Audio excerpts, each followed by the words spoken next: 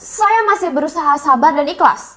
Apalagi saya melihat ayah saya memang rela dan mau masuk penjara sebagai bukti ketaatannya kepada hukum. Dan semoga Allah Subhanahu wa Ta'ala menghancurkan sehancur-hancurnya para pelaku pembantaian 6 syuhada pengawal kami dan yang memerintahkannya, serta para aktor intelektualnya juga yang merestuinya, dan semua yang terlibat dalam pembantaian sadis dan brutal tersebut secara langsung maupun tidak langsung. Allahumma dammirhum tadmira waqtulhum balada wala tughadir minhum ahada ya qawi ya matin ya muntaqim amin ya rabbal alamin. Allahu Akbar, Allahu Akbar. Baju koko Habaib putih present Al-Godi.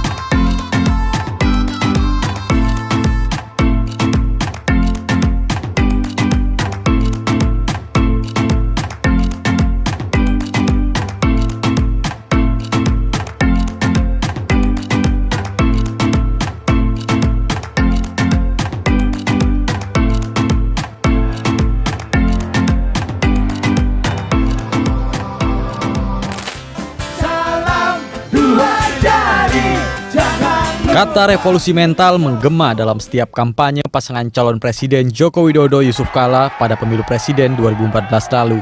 Seorang presiden yang hebat dalam pidatonya ketika kampanye mengumandangkan bahwa Indonesia perlu revolusi mental. Hal ini membekas di hati saya.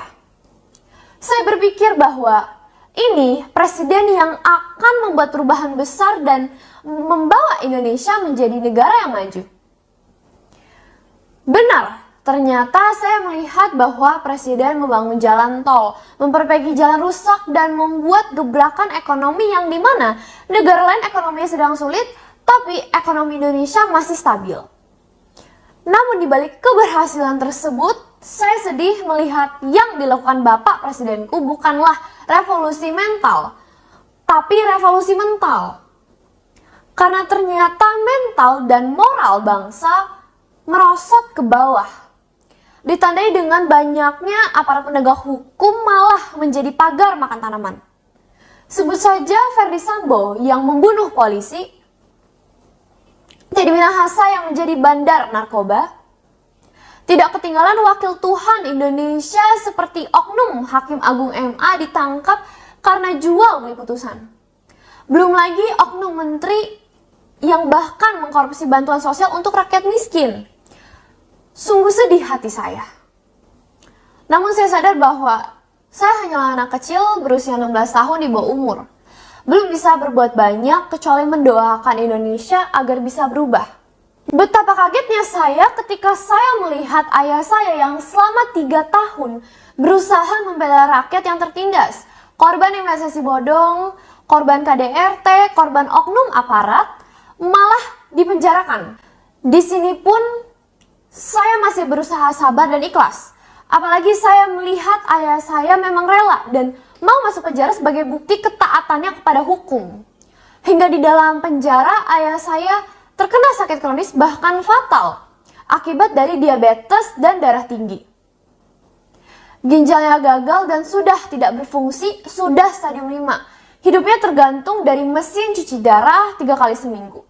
Tidak berhenti di situ, walau di penjara dan sakit parah, namun Mabes Polri Dirtipid Cyber memaksa ayah saya untuk diperiksa atas kasus pencemaran nama baik yang dilaporkan oknum kejaksaan yang diduga memeras klien ayah saya.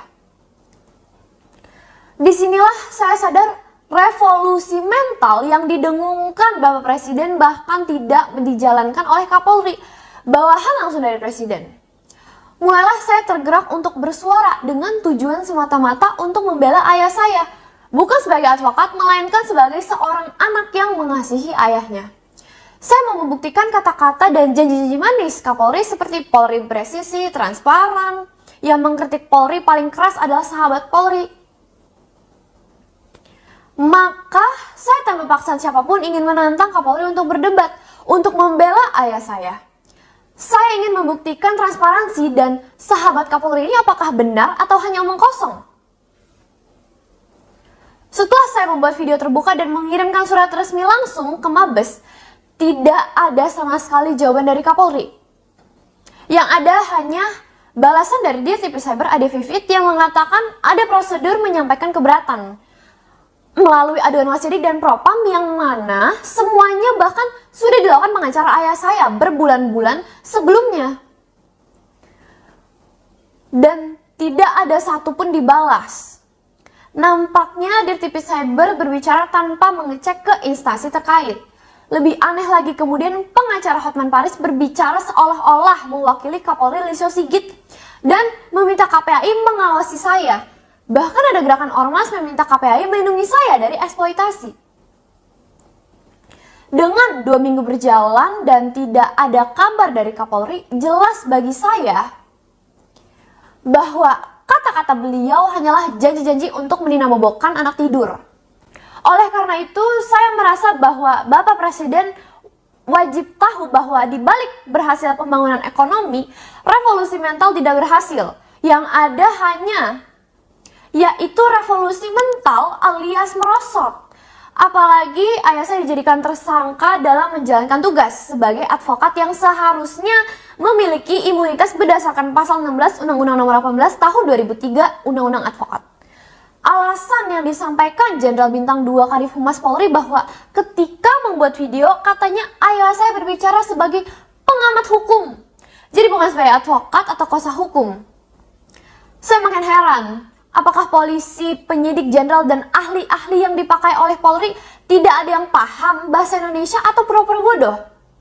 Ayah saya diberikan kuasa oleh kliennya mengenai kasus oknum kejaksaan terkait mobil BNT yang disita. Dalam podcast ayah saya berbicara tentang tersebut, diberikan kuasa duduk di sebelahnya. Malah dibilang menceritakan sebagai pengamat hukum. Perbedaan sebagai kuasa hukum atau pengamat hukum adalah apakah mendapatkan surat kuasa untuk membicarakan hal tersebut?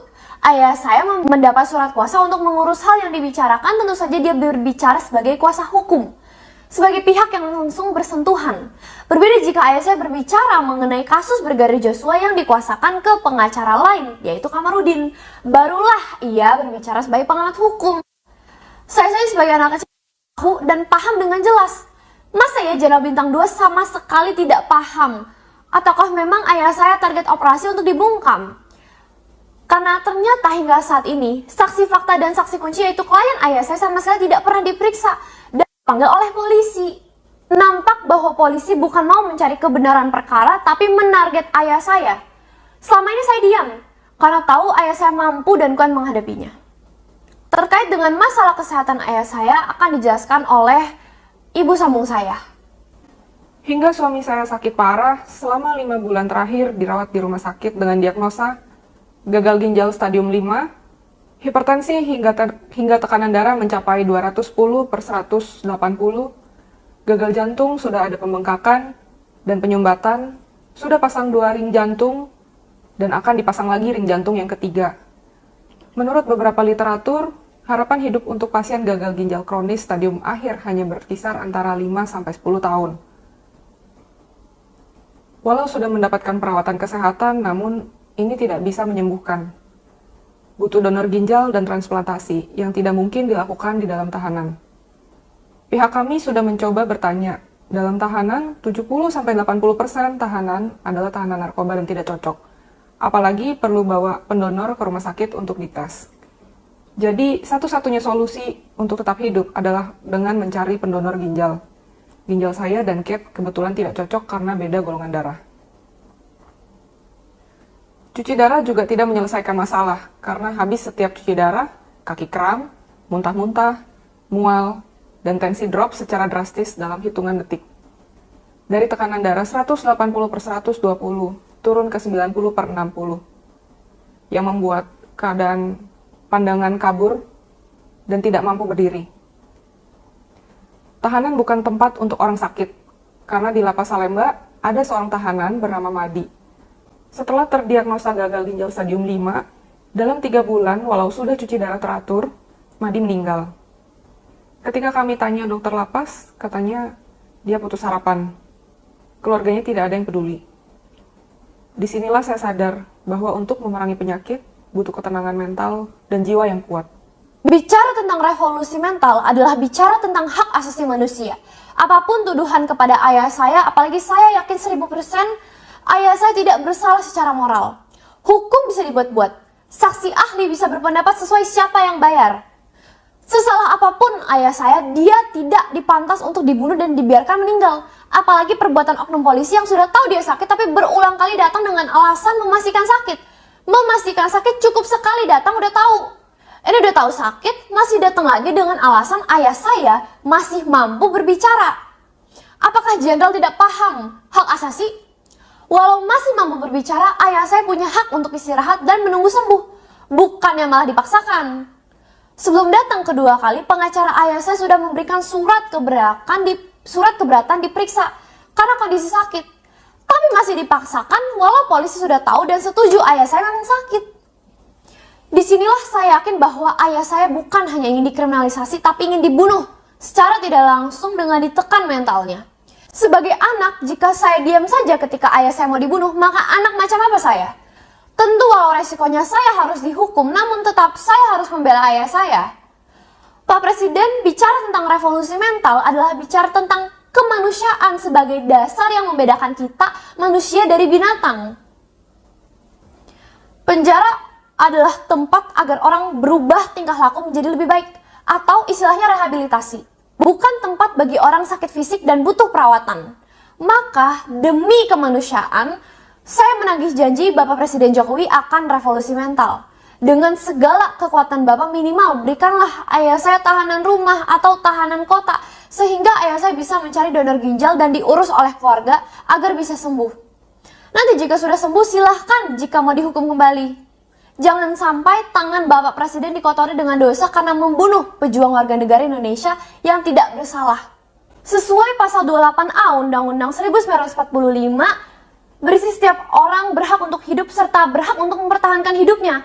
Maka janganlah menindas dan mengambil kesempatan ayah saya hidup dengan tidak memberikan haknya tersebut. Dalam tahanan tidak mungkin mencari donor ginjal karena prosedur yang sulit. Kecuali pemerintah mau membantu menyiapkan donor ginjal untuk ayah saya. Silahkan hukum ayah saya jika sehat. Tapi menghukum orang yang sudah sakit parah dan kronis, saya yakin bukanlah revolusi mental yang didengungkan oleh Presiden Jokowi yang terhormat. Demi kemanusiaan, biarkan ayah saya sembuh, sehat secara jasmani sehingga kuat menjalani hukuman. Tolong jangan membatasi akses kesehatan.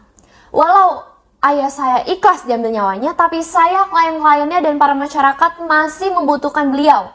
Sebagai Presiden dan Panglima tertinggi, Bapak Presiden mempunyai kuasa, mempunyai hak, dan saya tidak meminta Bapak untuk membebaskan ayah saya, tapi tahan dia dalam tahanan kota atau tahanan rumah hingga sehat kembali supaya dapat mencari donor ginjal. Apakah Bapak mau dikenal sebagai Presiden bijak atau sebagai Presiden yang lalim? Keputusan ada di tangan Bapak. Sebagai warga negara, kekuatan saya hanya menyampaikan permohonan. Terima kasih sebelumnya jika Bapak Presiden mau menepati janji Bapak akan revolusi mental. Semoga bukan hanya janji kosong kepada masyarakat. Terima kasih, semoga Tuhan memberkati Bapak Presiden dan keluarga.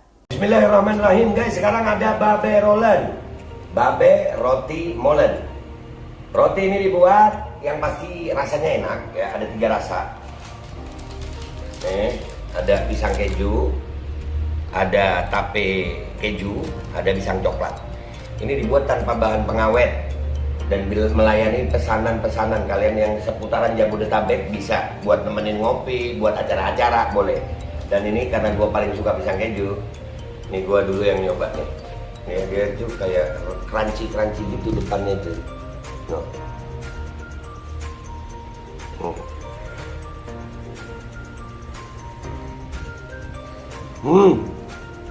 Lu tahu kerennya di depan nih, terus di dalamnya empuk. Ya Allah. Udah nggak usah lama-lama, lu kalau kepingin langsung pesen aja, itu ada nomor WA-nya, nanti gua kalau cantumin, ada juga IG-nya, langsung pesen, murah. Segini cuman nanti dia tanya itu 35.000 kalau nggak salah, ya.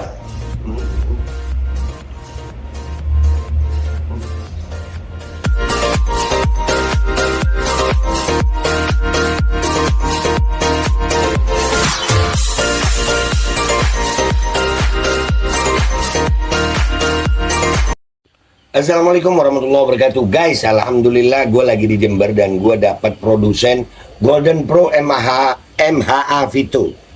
Ini guys, bahan-bahannya itu di dalamnya ada jintan hitam, ada broto wali, ada sambiloto, ada jahe, pegagan, ada madu hitam, ada propolis dan probiotik. Dan ini alhamdulillah gue udah berapa hari ya? 4 hari gue nyoba ini. Ini langsung aja guys, dia madunya madu hitam ya. Ya bukan madu bini, bukan madu hitam. Ini untuk obat dan untuk imunitas tubuh. Alhamdulillah kemarin gue badan-badan gak enak, gue pakai sehari 3 kali nih produk. Cuman ditetesin di bawah lidah kayak begini. Jangan lupa bismillah, tapi bismillah sama sholawat. Allahumma sholli ala sayyidina Muhammad dan sayyidina Muhammad.